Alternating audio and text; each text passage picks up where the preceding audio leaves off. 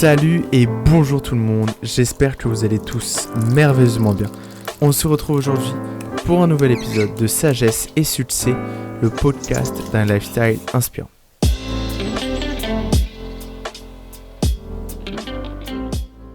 Pour aujourd'hui, on va répondre à une question très simple qui nous concerne tous et en même temps, la solution est difficile à trouver. La question est comment bien rebondir après un échec.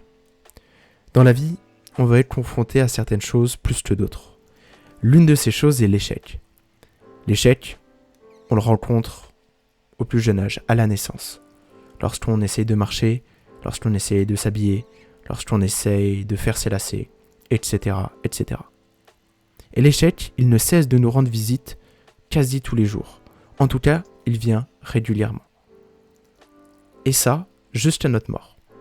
Alors bien sûr, il apparaît sous différentes formes, avec différentes manières, différents résultats, différents impacts, mais on le reconnaît assez bien. En tout cas, on le sent bien passer.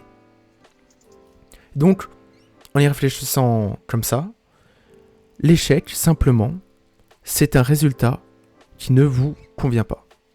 Alors dit comme ça peut paraître un peu trop simple, un peu trop facile. Mais techniquement, c'est ça. L'échec, ça n'a pas de valeur déjà définie.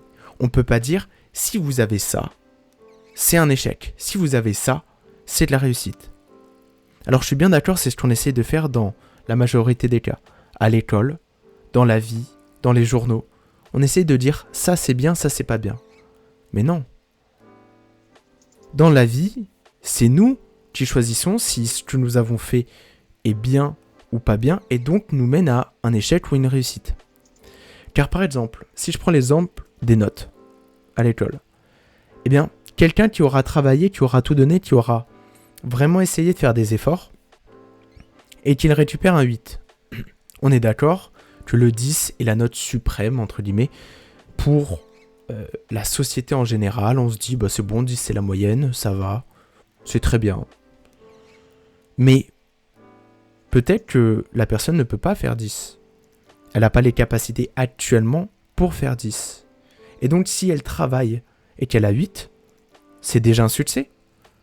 Parce qu'elle part de 4. Donc c'est vraiment le chemin parcouru qui indique si c'est un échec ou une réussite. Et à contrario, quelqu'un qui a des facilités, qui maîtrise vraiment son cours, c'est vraiment la matière qu'il préfère, il a un 14. En soi, il peut considérer que c'est un échec. Car ce n'est pas la note qu'il attendait, ce n'est pas la note à laquelle il travaillait depuis des semaines. Donc, c'est un échec. Donc, ne croyez pas tout ce qui peut se dire autour de vous. Votre entourage aussi n'a rien à dire sur votre réussite, votre échec, parce que c'est vous. Tout dépend de vous, de vos objectifs, de vos attentes, et de vous avec vous-même finalement. Qu'est-ce que vous avez envie de devenir? Qui vous avez envie d'être? Quel chemin souhaitez-vous parcourir? Car comme je l'ai dit, c'est le chemin qui est important, pas le résultat. Le résultat, on peut l'interpréter de tellement de manières. Alors, avant de chercher une solution, avant de trouver la réponse à tous nos problèmes, j'aime bien clarifier un peu la situation, clarifier nos positions. Voir un peu notre rapport à l'échec. L'échec, dans notre société actuelle, en France notamment, c'est un gros problème. On a du mal à l'accepter, on a du mal à l'assumer, et en fait on a beaucoup de peurs qui ressurgissent parce que on en parle souvent dans les médias et notre environnement est constamment en train de pointer du doigt le fait d'échouer. Alors que techniquement, l'échec, c'est positif. Ça peut être que bénéfique pour nous.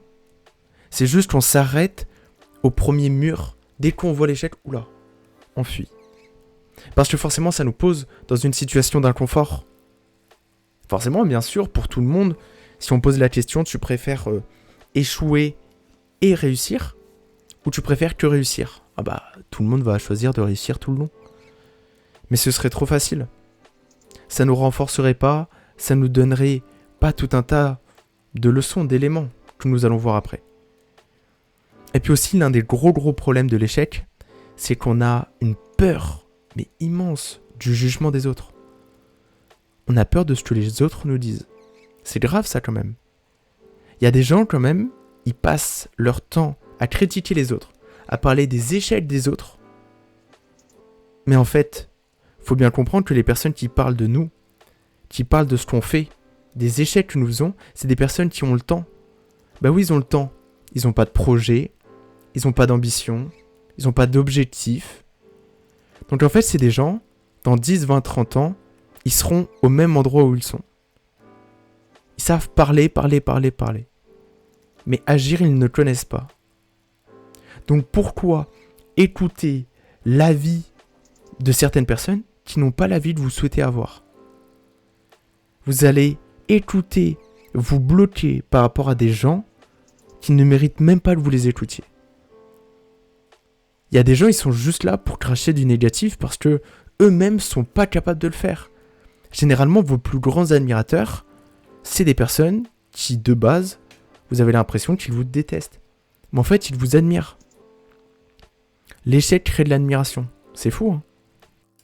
Donc vraiment, l'objectif de cet épisode, c'est de faire fuir cette honte, fuir ces peurs, etc. Et plutôt à la place créer de la fierté. De la fierté parce que vous avancez. Parce que vous êtes capable de transformer vos échecs en victoires. Et tout ça, très peu de personnes peuvent le faire. Parce que les gens préfèrent la facilité.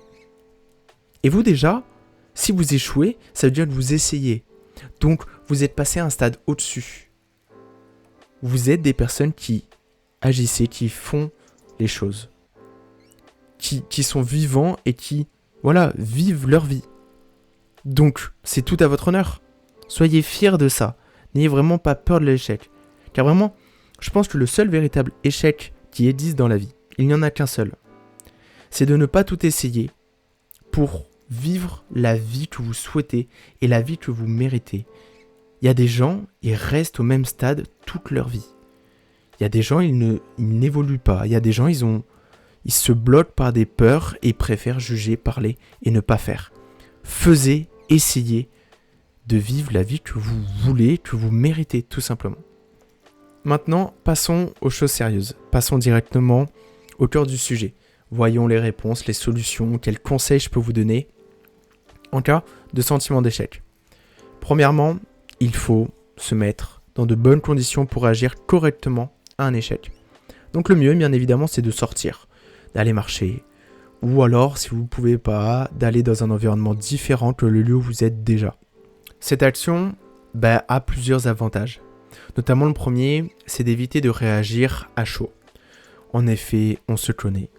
Les échecs, ça peut nous faire agir d'une manière, ou même prendre des décisions que nous regretterons plus tard. Car forcément, lorsque nous avons un résultat, c'est beaucoup de travail, c'est beaucoup de sacrifices, et donc forcément, ça fait mal, ça touche l'ego, ça nous touche nous, ça nous remet en question. Donc forcément, quand c'est douloureux, on est humain, et c'est normal de réagir pas forcément de la meilleure des manières. Donc c'est pour ça, autant sortir. Ensuite, ça permet d'éviter de brasser du négatif, de rester, de trop réfléchir, etc., etc. En fait, on va juste se monter la tête. Donc on stoppe la réflexion jusqu'au moment où l'on a changé d'environnement. Ensuite, bien évidemment, pour ne pas être perturbé, pour analyser correctement la situation, sans avoir des personnes qui viennent nous gêner. Et enfin, c'est aussi pour être seul. Voilà. Comme je l'ai dit, l'échec, c'est un lien avec nous-mêmes. Donc, il y a un rapport quand même à la solitude. C'est nous qui nous fixons nos objectifs. C'est nous qui avons décidé que le résultat que nous avons eu, ce n'est pas suffisant, c'est un échec. Et donc, c'est à vous de réfléchir seul à cette situation. Car le résultat vous impacte, vous avant tout le monde. Et la gestion des échecs, c'est vous par rapport à vos attentes, à vous-même. Donc ça n'empêche pas d'en parler par la suite à d'autres personnes, mais ça vous concerne vous. Donc autant être seul, au début en tout cas. Deuxièmement, après être sorti, après avoir changé d'environnement, comme on vient un petit peu de le dire, il faut passer à l'analyse de la situation. Tout de suite, on est dans un moment calme, parfait. Ça va nous permettre de différencier et de faire ressortir tous les points négatifs, les points positifs. Et ça va surtout nous permettre de pouvoir les accepter. Ouais, ça, c'est difficile aussi, surtout pour les points négatifs. Mais accepter vraiment tout ce qu'on a pu faire, les erreurs, les points forts, tout ça, ça renforce aussi notre confiance et notre estime de nous-mêmes. Ensuite, bien sûr, ça nous permet également de comprendre ce qu'on perd, ce qu'on gagne. Alors voilà, généralement, on comprend facilement. On peut perdre tout ce qui est argent, on peut perdre du matériel, on peut perdre une forme de réputation, une forme d'image. Et donc c'est plus ça parfois qui nous gêne et on se rend compte que on perd certaines choses. Et en même temps, on en gagne beaucoup. On gagne des leçons, on gagne des compétences, on gagne une expérience, on gagne tout ça. Et en fait, même ce qu'on gagne et ce qu'on perd, c'est vraiment qu'une question de vision. Parce que parfois, vraiment, même perdre de l'argent, c'est pas forcément grave par rapport à ce qu'on a gagné en retour. Et puis, en fait, la réputation s'en moque un peu. En fait, ça va vraiment dépendre de vos objectifs, ce qui est important ou pas pour vous, de ce que vous avez perdu, de ce que vous avez gagné. Ça dépend vraiment de vous. C'est vraiment variable et ça peut être vraiment dans les deux cases à chaque fois. De plus, ça permet de différencier le problème de cet échec. En effet, lorsqu'on analyse la situation, on se rend relativement vite compte que soit c'est nous-mêmes le problème parce qu'on n'était pas assez bien préparé, parce qu'on n'était pas assez organisé, etc., etc.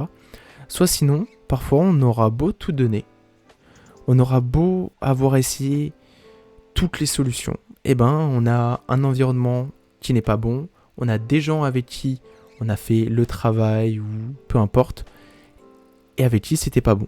Et c'est eux qui ont un peu merdé, fait foirer le plan et les objectifs. Parfois, il faut prendre sur soi. Et il faut vraiment arriver à séparer les choses entre ce dont vous êtes capable de maîtriser, donc vous-même, et ceux dont vous ne contrôlez pas vraiment, les autres. Par contre, ça donne une leçon à vous-même en vous disant ne pas se remettre avec telle personne, ne pas être capable de faire confiance à telle personne, ne pas pouvoir travailler tranquillement et ne pas remplir ses objectifs avec telle ou telle personne, tel ou tel environnement. Donc ça aussi, c'est une leçon à analyser.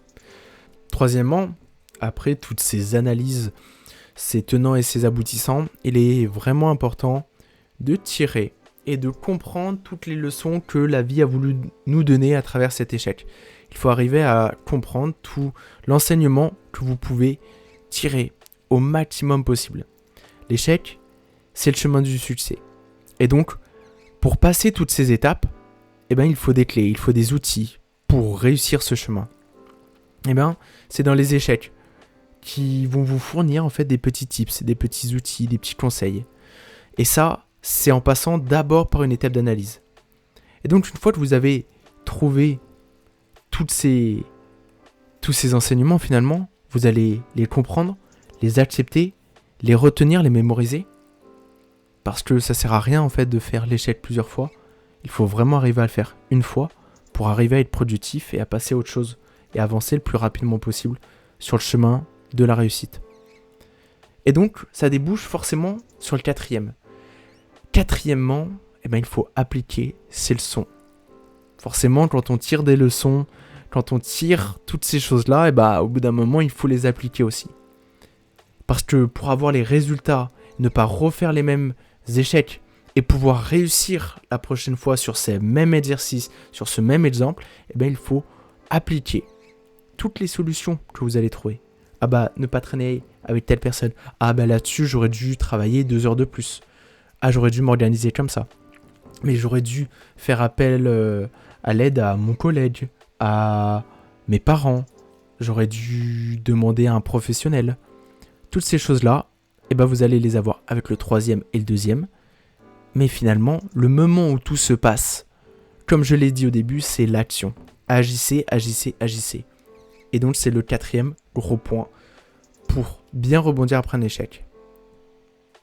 Alors, pour conclure, entre guillemets, si vous suivez au mieux ce plan, en fonction de vous-même, vos possibilités, etc., adaptez-le à vous, c'est le plus important. Grâce à ça, vous allez mieux vivre vos futurs échecs. Ça va mieux se passer. Vous allez plus l'avoir en bons souvenirs qu'en mauvais souvenirs. Et ensuite, vous allez pouvoir rebondir après, car vous allez avoir analysé correctement, au bon moment, au bon endroit. Ça va vous permettre d'avoir les leçons et enfin de les appliquer.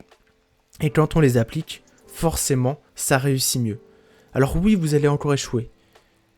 Mais ces nouveaux échecs vont vous permettre d'emmagasiner un maximum d'expérience, d'emmagasiner un maximum de leçons et de trouver encore plus de solutions. En tout cas, continuez de prendre des risques, d'investir du temps pour vous, pour vos projets. C'est ça qui rend la vie meilleure. Et pour moi, investir sur soi, ce n'est jamais perdre votre temps. Et ce n'est jamais perdu, vous allez toujours gagner en investissant sur vous-même. Je voulais finir cet épisode avec une phrase. L'échec permet de goûter à la vie et de la goûter pleinement. C'est en vivant des échecs que l'on vit bien mieux les succès. Sans la tristesse, on ne verra pas de plaisir particulier à être joyeux. On trouvera ça normal. Eh bien pour l'échec, c'est exactement pareil. Sans échec, on ne peut pas goûter et prendre du plaisir au succès. Sur ce, merci de m'avoir écouté. C'était un immense plaisir de faire cet épisode avec vous et pour vous. C'était un épisode de Sagesse et Succès. On se retrouve dans 2 semaines. Sur ce, ciao, prenez soin de vous.